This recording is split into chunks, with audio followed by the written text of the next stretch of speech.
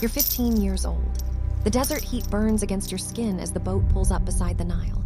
They brought you here without words. Ropes tie your hands together, the same ropes that held another girl before you. She didn't make it through the trip. You grew up in the mountains down south, where thick forests grow and the smell of rain fills the air. But here everything feels wrong. It's harsh and bright. Dust stings your face with every gust of wind, and even the great river looks exhausted. They lead you toward Wasit, where massive stone pillars stand like giant fangs, and rich people wear white fabric so brilliant it makes your eyes ache. 5 of you were bought at the same time. They look you over one by one beneath a tent while bald men write down how tall you are, the shape of your body, what you're worth. Strangers see you naked. The burning sun feels like another kind of pressure on your bare skin. A woman scrubs your body with coarse fabric, then spreads oil down your back and dusts your chest with ground flower petals, turning you into something to be looked at. Nobody talks to you, only around you. The household manager says this one goes to the private rooms. That first night, you rest in a small chamber close to where the master bathes. They tell you to stay silent, to eat nothing unless they allow it. You must stay hidden from visitors. You're not here to scrub floors or pour drinks for guests. Your purpose is different. You stay near his sleeping area. They call you Hema now, and your worth has nothing to do with what you think or feel. 2 years pass. You're 17 and you've mastered the art of fake smiling. You move through the hallways like a ghost now, silent, scented, and unseen until needed. The master comes from royal blood, distant but real, wealthy enough to keep 2 pleasure slaves and shelves of scrolls. His wife is gorgeous, mean, and constantly alert. When you bring fruit or drinks during feasts, she acts like you don't exist. But you notice her hands clench tight when his gaze lingers on you too long. Still, she stays quiet because what can she say? He purchased you, and you're part of the household, not the marriage.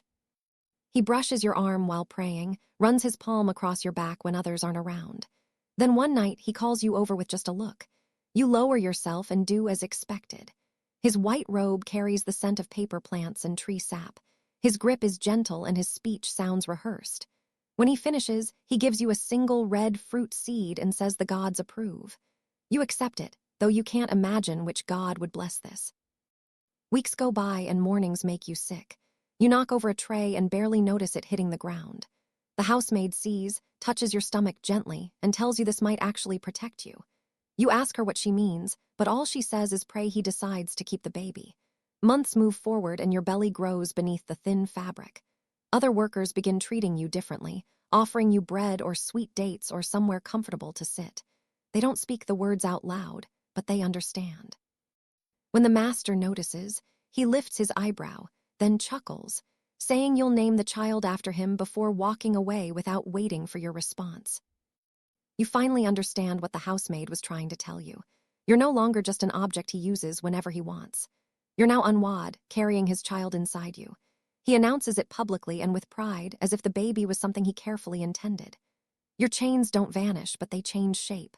They can't sell you or trade you away anymore. You still work, still bow, still force smiles when told to, but something shifts in how people see you. Your growing belly isn't shameful anymore. It brings power, fragile and temporary, but real. It belongs to you. The wife pretends nothing has changed, though her coldness cuts deeper. When she walks into a room, you drop your gaze. She never addresses you directly. But one time she moves past you closely and hisses that he'll grow bored of you. Just wait and see. Then she continues on, her golden arm bands making sounds like small blades clinking together. You turn 18 and give birth on a stone floor with only the housemaid and a birth helper watching. A boy. His skin glows soft and golden, tiny curls already forming at the top of his head. He screams the instant he enters the world, then again when they lay him against your chest. The birth helper grins and says his strong voice means he'll survive. You desperately want to believe her. You want to believe you both have a future. The master comes that evening. He cradles the infant like he's never held something so delicate before. He calls him a son, a positive sign from the heavens. He leaves before dawn breaks, but his perfume still hangs in the air on the fabric. They move you to a room toward the rear of the property near where food is prepared. It's cramped and warm, but it's your space. The housemaid tends to you while you heal, teaching you how to bind your belly, how to feed him, and how to keep the baby silent when the mistress walks nearby. She warns you to remain valuable, says that will keep you protected. You ask if that always works, but she gives no answer. The child develops, first crawling across floors, then pulling himself upright. His giggle sounds like pure joy. But you never allow yourself to forget. You're still owned property. Each day you breathe is one moment away from being hurt, one instant away from losing everything. If the master's mind changes, if the wife finally speaks her rage, if fortune turns against you, your safety disappears. And what remains is just a child without importance and a woman without rights. You reach 21, and your son races through the gardens like he commands the entire estate. The guards let him pass, and workers grin when he runs by. He's yours, but he's also his father's blood, and here that matters deeply. He snacks on honey treats from fine metal dishes, wears fabric colored with expensive spices, and sleeps wearing carved charms meant to ward off dark spirits. You observe from the courtyard's edge, arms full of dirty clothing, while he chases flying insects beneath the cool date trees. The master visits him regularly, but not you.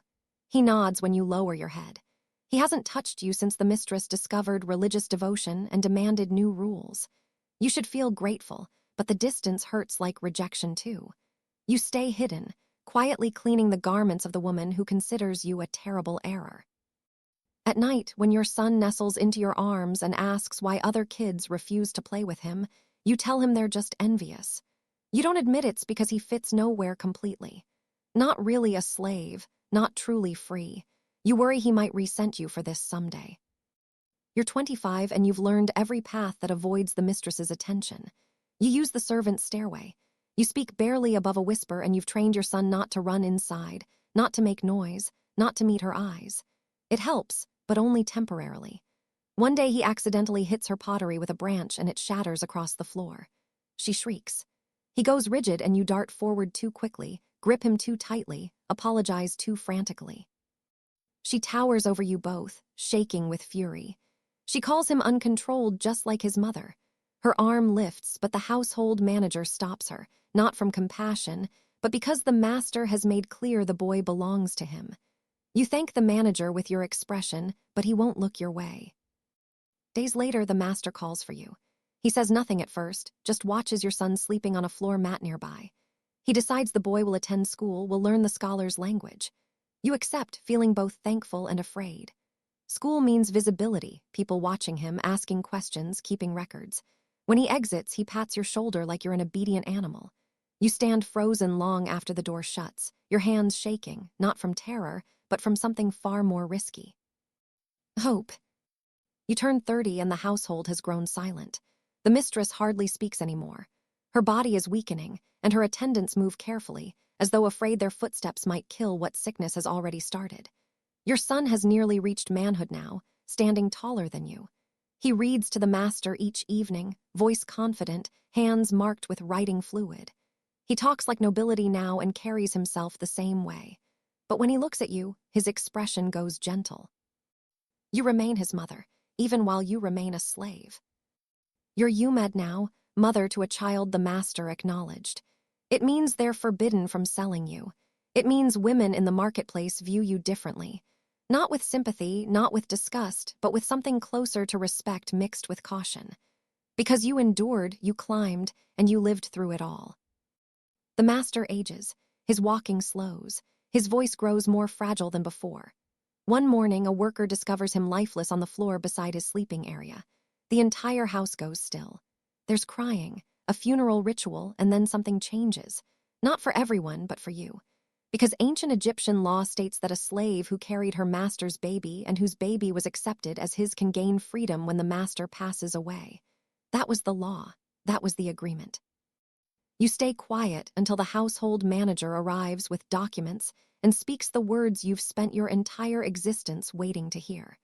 You are no longer anyone's possession. You're 34 and the garden no longer carries the scent of terror. You still live in the same house, but now you rest in a room with a door that fastens from your side. You dress in fabric that isn't a brand of ownership. Your name exists on official papers, not just descriptions of your flesh.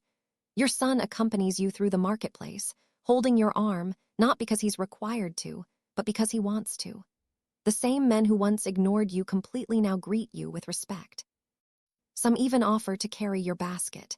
The mistress was sent to live with a faraway relative.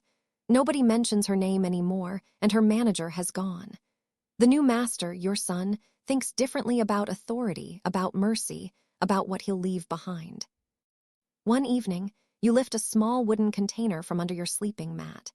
Inside rests the delicate bracelet your mother placed on your wrist before they took you away. You haven't examined it in years. You trace your fingers across the worn markings. You recall her voice, her weeping, and her wish that perhaps your life would still hold something beautiful. Now you exist in a house where nobody controls your body, where nobody names you girl or possession or slave. You eat whatever you desire.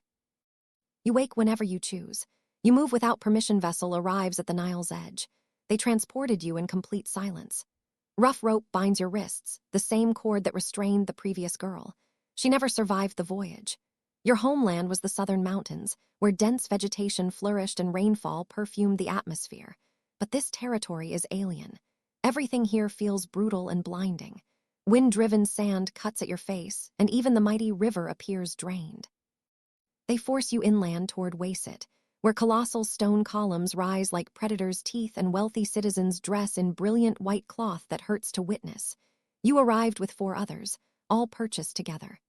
Under a canvas shelter, they examine each of you while hairless scribes record your measurements, your curves, your cost. Complete strangers view your unclothed body. The relentless heat adds another layer of oppression against your exposed skin. An older woman attacks your body with rough material, then applies oil along your spine and covers your torso with crushed petal dust, transforming you into merchandise. Nobody addresses you directly, only discussing you as if you weren't present. The estate supervisor declares this one belongs in the master's personal chambers. Your first evening, you sleep in a tiny space adjacent to his bathing quarters. Instructions come quickly. Remain voiceless, consume nothing without approval. Stay invisible to outsiders. You weren't brought here for cleaning tasks or serving beverages to visitors. Your role is something else entirely. Your place is beside his resting area. They rename you Hema, and your value is disconnected from your thoughts or feelings. Time passes in waves of confusion and dread. You memorize every imperfection in the ceiling above where you lie. Your mother's features haunt your memory, her final hold, the prayers she whispered before they tore you from her arms. Questions plague you about whether she still breathes, whether she wonders about your fate, whether she knows what became of her daughter. 2 cycles of seasons pass. You're 17 now and perfected the skill of displaying false happiness. You drift through corridors like vapor, quiet, perfumed, and invisible until summoned. The master descends from Pharaoh's bloodline, distantly connected but genuinely royal, prosperous enough to possess multiple pleasure slaves and collections of written scrolls. His spouse radiates beauty and cruelty in equal measure, perpetually vigilant. During elaborate meals when you deliver fruits or wine, she behaves as though you're transparent. Yet you catch how her fingers tense whenever his attention drifts toward you for too long. Nevertheless, she remains silent because what power does she hold? He bought you with silver and your household property, separate from their matrimonial bond. His touch comes unexpectedly during prayer ceremonies, his hand gliding across your lower back when others look elsewhere. Then one particular evening, he summons you with merely a gesture instead of spoken command. You kneel and comply with expectations. His white garment carries fragrances of papyrus plants and amber resin. His hands feel surprisingly soft, and his words sound carefully practiced. Afterward, he places a pomegranate seed in your palm and announces the gods are satisfied. You nod in acknowledgement, though confusion fills you about which deity would sanction this act. Emptiness spreads through your core, as if something valuable was extracted from within and replaced with nothing. Weeks drift past, and nausea overwhelms your mornings. A tray slips from your grasp, and you barely register its crash. The housemaid notices immediately, gently pressing her palm to your abdomen, whispering this development could actually safeguard you. When you question her meaning, she only advises praying he chooses to keep the infant. Months advance and your stomach expands beneath the thin linen. Other household servants begin altering their treatment, presenting you with bread or date fruits or cushioned resting spots. Words remain unspoken, but everyone comprehends. Upon observing you, the master raises one eyebrow before laughing, announcing you'll name the baby after him, then departing before you can respond. Understanding finally dawns regarding the housemaid's cryptic warning. You're no longer simply an object for his whims. Your status transforms to unwad, bearing his offspring. He proclaims this fact publicly with obvious pride, acting as though the pregnancy was deliberately orchestrated. Your bondage persists but assumes different form. Sale or trade becomes impossible now. Service continues, kneeling continues, forced smiling continues, yet perception shifts around you. Your swelling belly stops being disgraceful. It becomes authority, delicate and fleeting, but yours nonetheless. For the first time since arriving in this desert land, emotions beyond fear emerge. Purpose finds you. The wife maintains pretense that nothing changed, though her icy demeanor intensifies. When she enters any space, your eyes drop immediately. Direct conversation never happens.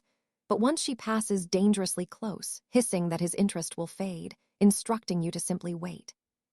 Then she continues forward, her golden jewelry creating sounds like miniature weapons striking together.